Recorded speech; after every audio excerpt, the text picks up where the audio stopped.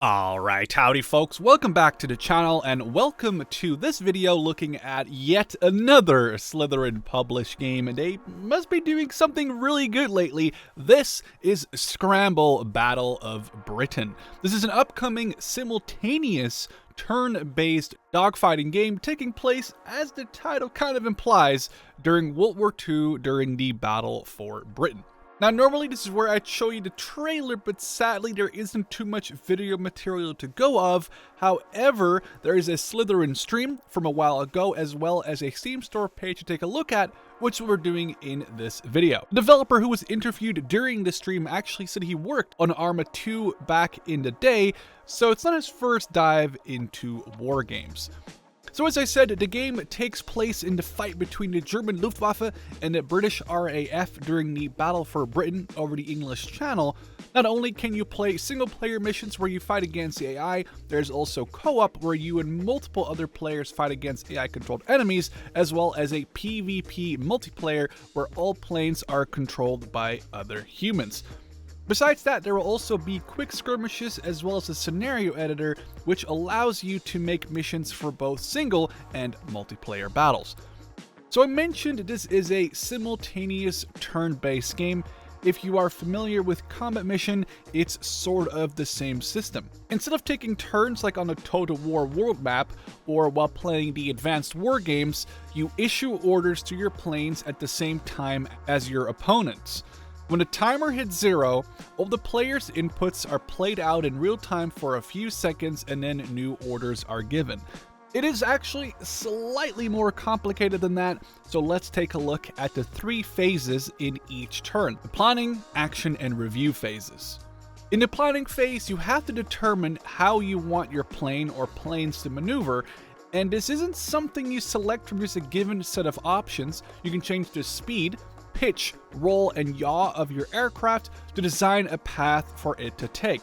However, time is limited in the planning phase, and you can't just sit there for hours on end like I personally have done in Combat Mission before, inspecting what's happening, getting all the intel you would probably like to have. Now, the action phase doesn't need much explaining.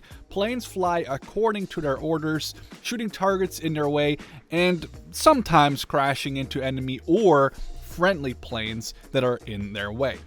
After the action phase, you get to rewatch what happened in the review phase. You can go back and forth through the timeline, much like you can in a combat mission game. After having sufficiently inspected the review phase and having seen the carnage that happened across the aerial battlefield, you and all the other players have to press continue to go back to the planning phase. Currently, according to the Steam store page, there are 11 playable aircraft. For the RAF, you can expect to see the famous Spitfire and Hurricane, as well as the Defiant, Gladiator, and Blenheim. And for the Luftwaffe, of course, the Bf-109 and Bf-110 have to make an appearance if you're talking about the Battle for Britain, but also the Ju-87 Stuka, the He-111, Dornier 17, and the Junkers 88. These planes are managed in customizable squadrons. You can customize your planes using in-game tools to add decals and camo patterns to make them fit your idea of the perfect squadron. Now, there's also a little bit of a stream, which we can actually go over what he said, because it does add a little bit more background information and some more insight besides what the store page tells us. Most battles should see you control about 3 to 4 aircraft per person. However, you can control more than that, but it becomes very hard to keep track of them, especially when you have that time-restricted planning phase. There will be a single-player campaign following a basic story with the squadron management elements I described earlier. The focus, however, is on PvP, with pilots' skills increasing over time. The average PvP match should take about 20 minutes, with the planning phases, like I said, only lasting about 15 to 20 seconds each time.